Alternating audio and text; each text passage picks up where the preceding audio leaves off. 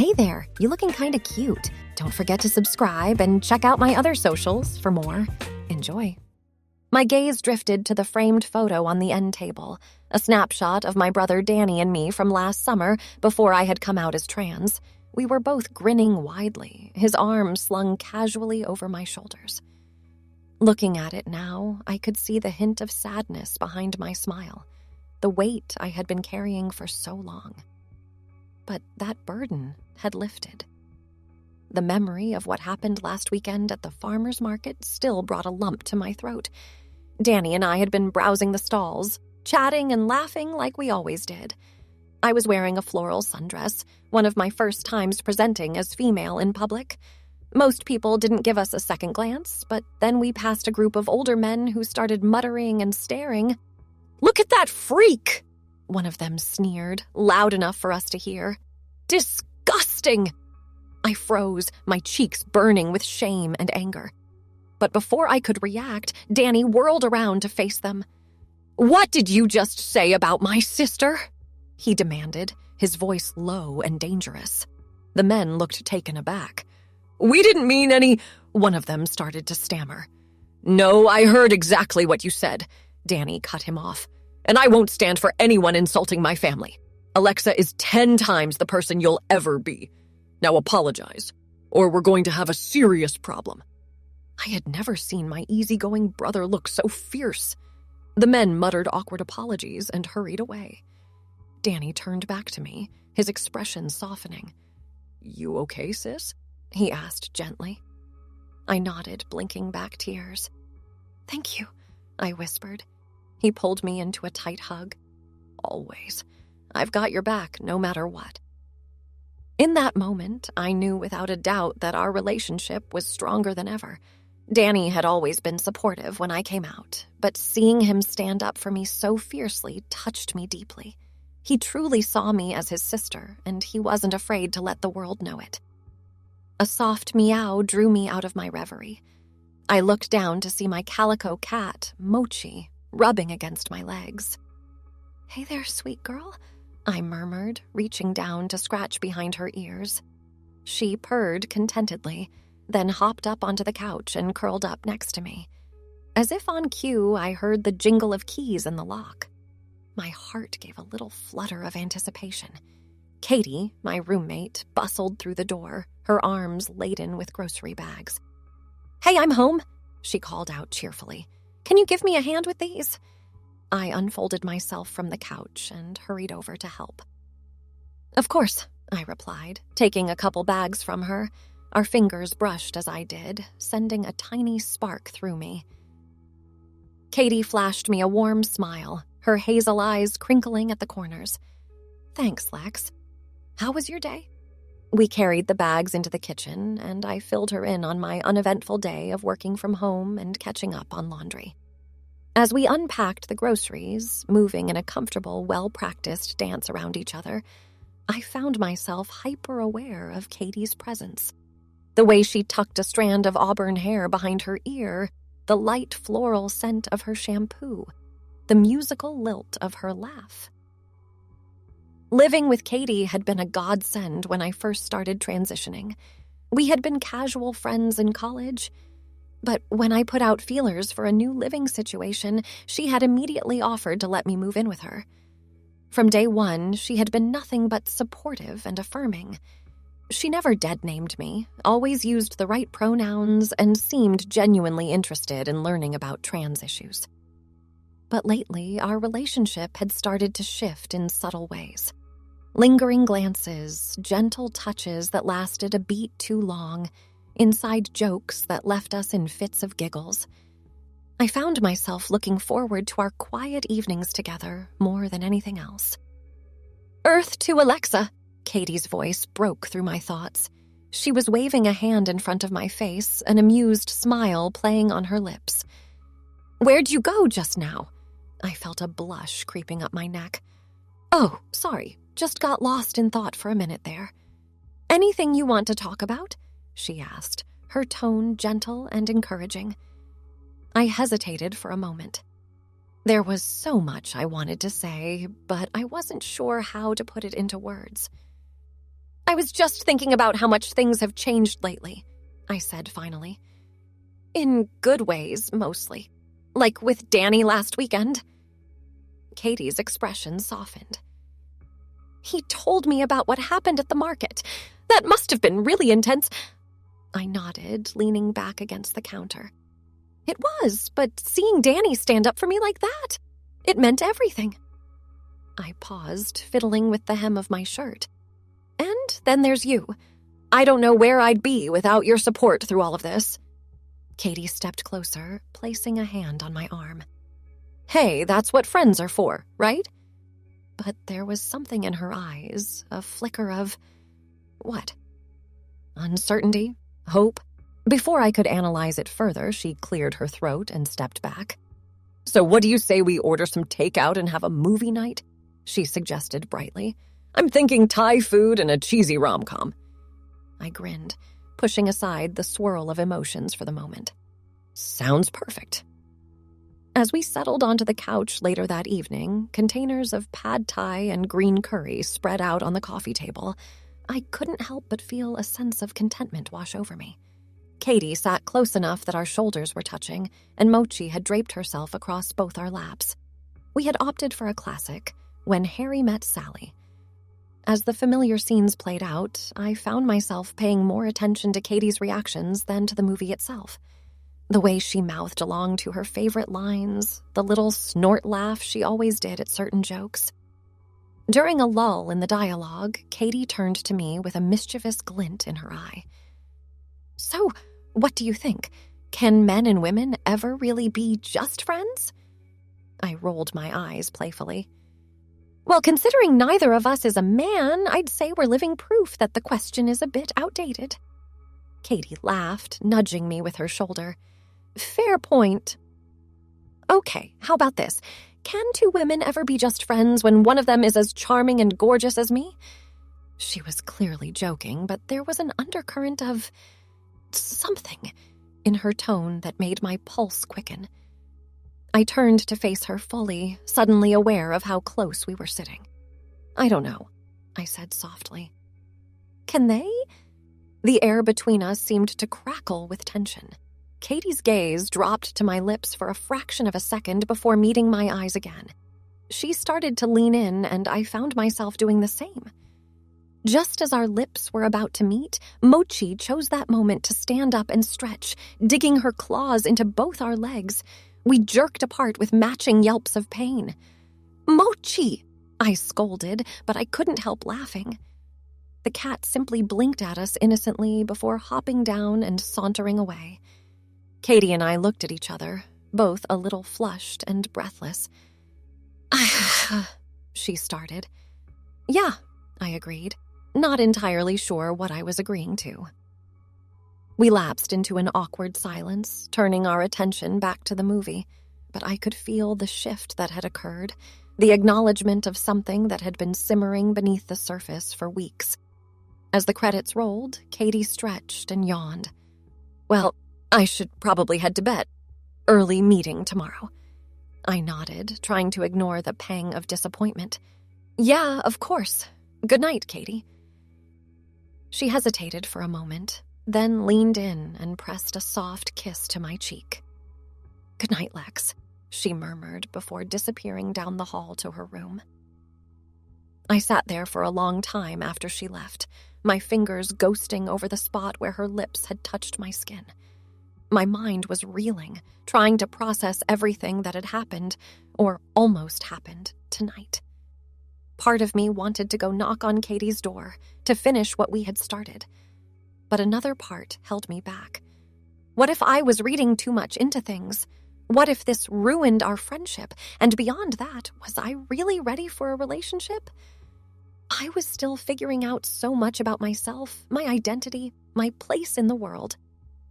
With a sigh, I finally hauled myself off the couch and headed to my own room. As I got ready for bed, I caught sight of myself in the mirror.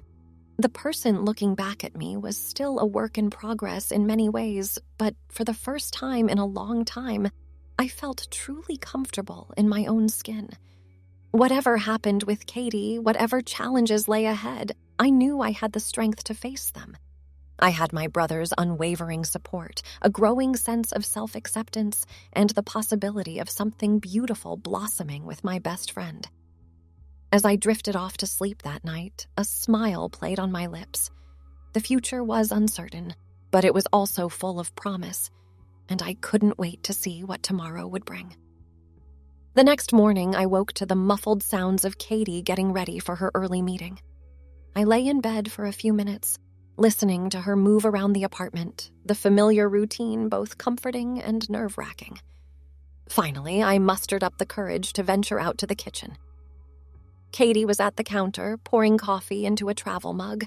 She looked up as I entered, a slight blush coloring her cheeks. "Morning," she said, her voice a little too bright. "Sorry if I woke you." I shook my head, running a hand through my bedmessed hair. "No, it's fine. I should be getting up anyway." I hesitated, then added, "Do you have time for a quick chat before you go?" Katie glanced at her watch, biting her lip. "I really should get going." She trailed off, looking torn. "It's okay," I said quickly. "It can wait. Have a good meeting." She nodded, relief and something like disappointment warring in her expression. "Thanks. We'll talk later, yeah?" "Definitely," I agreed. As Katie hurried out the door, I couldn't help but feel a twinge of frustration. We needed to address what had happened, or almost happened, last night. But I also knew that pushing too hard could backfire. Katie had been my rock throughout my transition. I couldn't bear the thought of losing her friendship if things went sideways. With a sigh, I poured myself a cup of coffee and settled in at my desk to start my workday. As a freelance graphic designer, I had the luxury of working from home most days. Usually, I loved the flexibility, but today I found myself wishing for the distraction of an office environment. My mind kept wandering back to Katie. Had she felt the same electric connection I had? Or was she now regretting that moment of, what? Weakness? Curiosity? A notification pinged on my phone, jolting me out of my thoughts. It was a text from Danny. "Hey sis, how's it going? Want to grab lunch today?" I smiled, grateful for the distraction. "Sounds great," I texted back. "The usual place at 12:30? Perfect. See you then." As I tried to focus on my work for the next few hours, I found myself both dreading and looking forward to lunch with Danny. On one hand, I desperately wanted to talk to someone about what was happening with Katie. On the other, I wasn't sure I was ready to put those feelings into words just yet. When I arrived at our favorite deli, Danny was already there, waving me over to a table by the window. He stood up to give me a quick hug before we sat down. "You look nice," he commented, gesturing to my outfit, a flowy blouse and high-waisted jeans. "That color really suits you." I felt a warm glow of happiness at his words. It still meant so much to have my brother see and affirm me as I truly was. "Thanks," I said, smiling. "How's work going?" We chatted about Danny's job for a while as we waited for our food, but I could tell he sensed something was on my mind. "All right, spill," he said finally, leaning back in his chair. "What's going on? You've got that look." I raised an eyebrow. "What look?" "I've got something big on my mind, but I don't know how to talk about it. Look," he replied with a grin.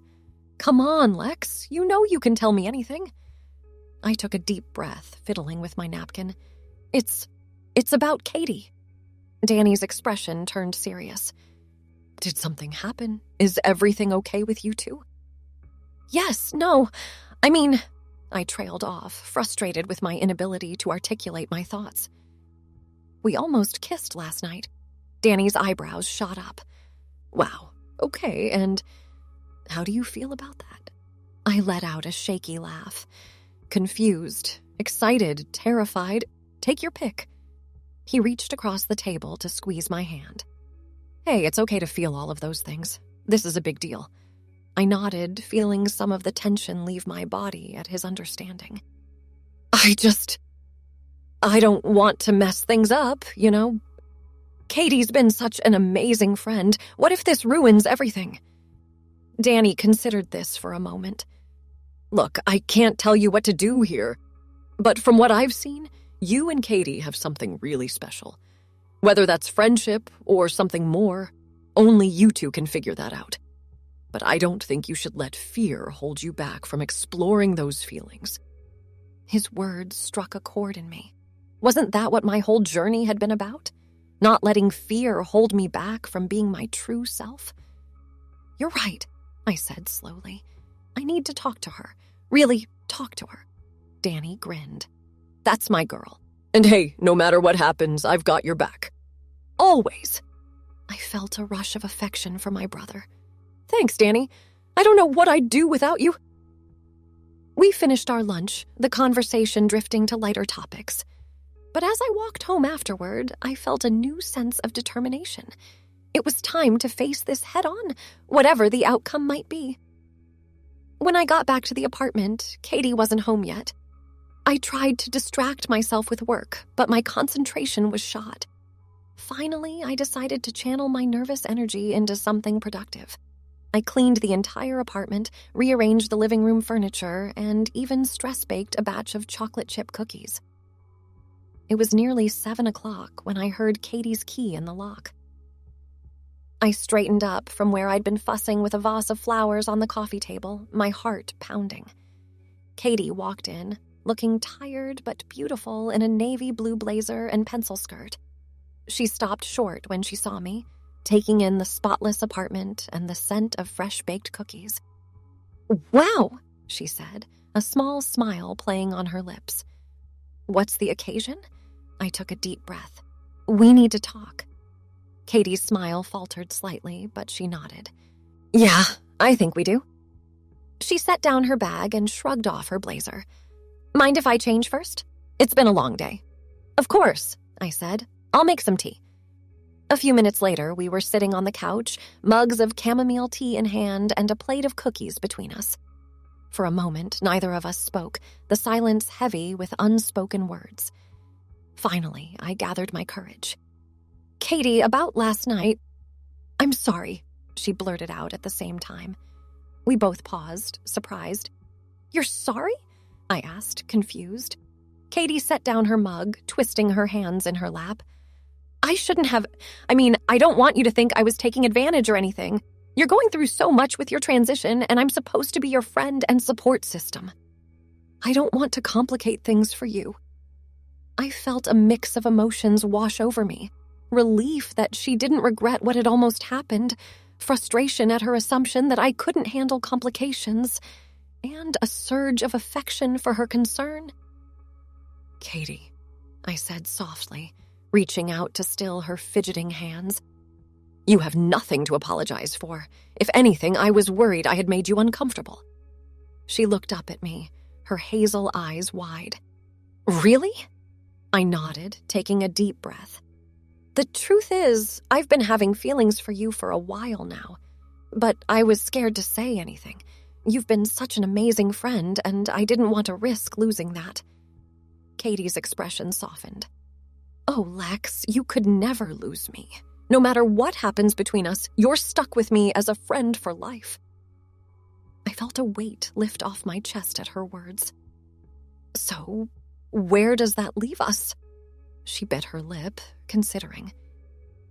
"I have feelings for you too," she admitted. "Strong ones.